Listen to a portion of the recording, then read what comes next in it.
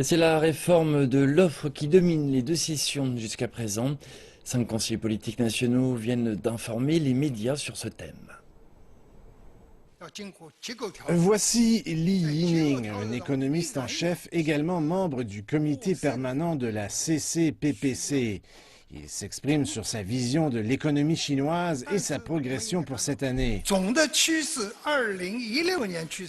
L'économie chinoise demeurera stable et verra des progrès en 2016. Il s'agit d'une tendance généralisée.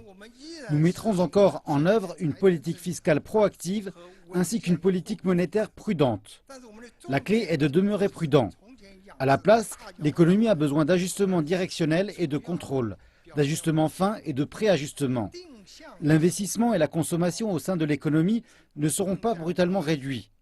En fait, il y a de nombreux projets qui ont besoin d'investissement en Chine.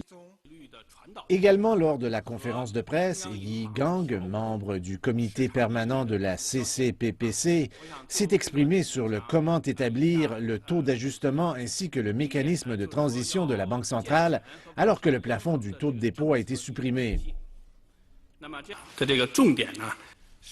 Le point clé actuel pour la libéralisation du taux d'intérêt est de compléter le mécanisme de transmission du taux d'intérêt et l'efficacité de la Banque centrale afin de contrôler le taux du marché. Premièrement, nous devons compléter et perfectionner la politique de la Banque centrale contre le système de taux et ainsi renforcer la fonction visant à mener le taux du marché. Actuellement, la Banque centrale utilise l'opération du marché ouvert ainsi que les avantages des dépôts et autres prêts pour mener le taux du marché à court terme.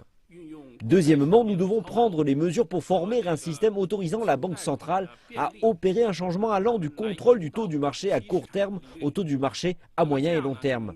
Dans le même temps, la Banque centrale peut également recourir au taux de refinancement ainsi qu'au taux fonctionnel de prêt à moyen terme en vue de former un taux à moyen et long terme.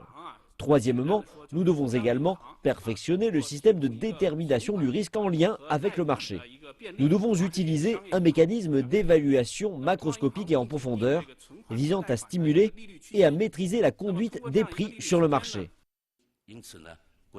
Dans le même temps, un autre membre du comité permanent de la CCPPC, Chen Xiwen, qui supervise la réforme agricole de Chine, nous a fourni plus de détails sur la façon dont le pays gérera la question de l'offre dans le secteur.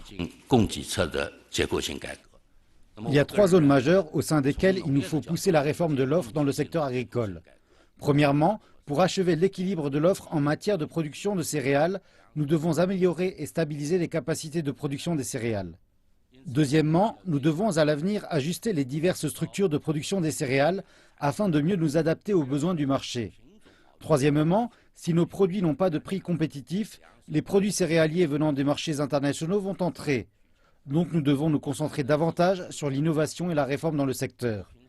L'innovation technologique peut aboutir à une plus grande pression sur la production de céréales, ce qui entraînera une réduction des coûts de production et une amélioration de l'efficacité. En addition, il devra y avoir une réforme et une innovation dans le système et les mécanismes actuels.